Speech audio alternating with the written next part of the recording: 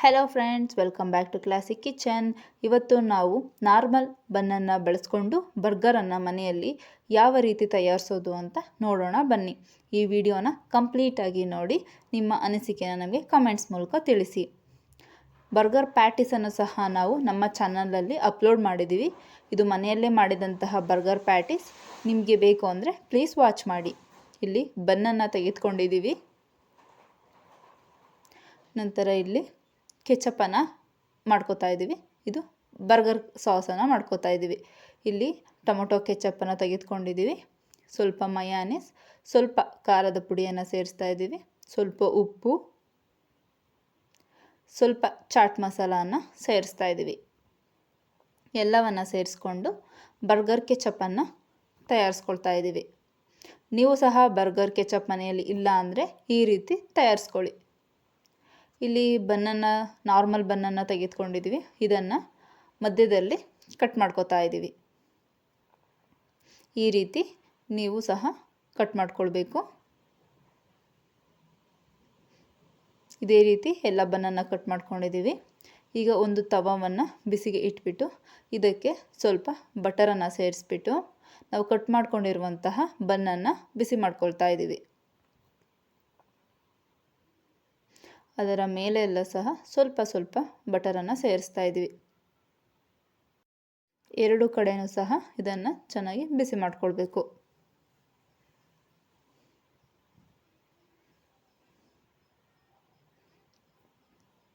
ಬನ್ ಬಿಸಿಯಾಗಿದೆ.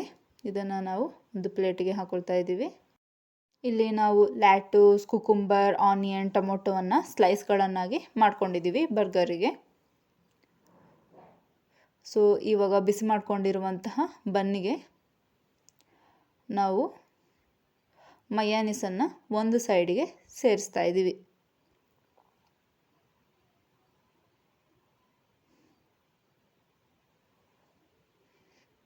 ಸ್ವಲ್ಪ ಸೇರಿಸ್ತಾ ಇದ್ದೀವಿ. ಇದನ್ನು ಬನ್ನಿಗೆ ಚೆನ್ನಾಗಿ ಸ್ಪ್ರೆಡ್ ಮಾಡ್ಕೊಳ್ಬೇಕು. ನೋಡಿ.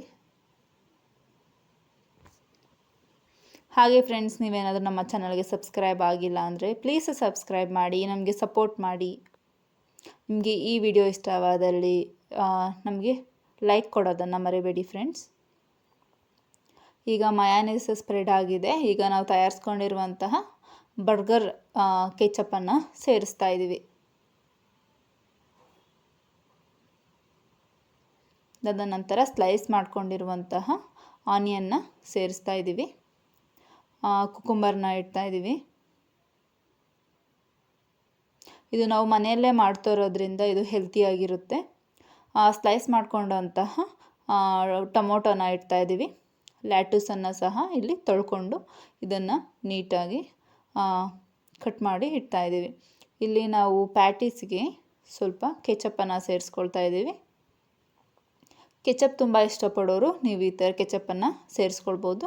ಇಲ್ಲ ಅಂದರೆ ಹಾಗೆ ಪ್ಯಾಟೀಸನ್ನು ಇಡ್ಬೋದು.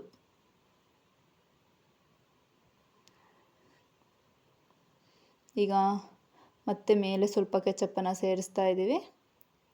ಈಗ ಇನ್ನೊಂದು ಭಾಗದಿಂದ ಅದನ್ನು ಮುಚ್ತಾ ಇದ್ದೀವಿ. ಇಷ್ಟೇ ಫ್ರೆಂಡ್ಸ್, ನೋಡಿದ್ರಲ್ಲ ಎಷ್ಟು ಸುಲಭವಾಗಿ ಈಸಿಯಾಗಿ ನಾವು ಬರ್ಗರನ್ನು ಮನೆಯಲ್ಲೇ ಮಾಡ್ಕೊಂಡ್ವಿ ಅಂತಹ. ನೀವು ಸಹ ಈ ರೀತಿ ಮನೆಯಲ್ಲೇ ಮಾಡ್ಕೊಳ್ಳಿ, ನಿಮ್ಮ ಮಕ್ಕಳಿಗೆ ಮಾಡಿಕೊಡಿ, ಅವರು ತುಂಬ ಖುಷಿಯಾಗಿ ತಿಂತಾರೆ. ಈ ವಿಡಿಯೋ ಇಷ್ಟವಾದಲ್ಲಿ ಪ್ಲೀಸ್ ಸಬ್ಸ್ಕ್ರೈಬ್ ಮಾಡಿ ಫ್ರೆಂಡ್ಸ್. Thanks for watching.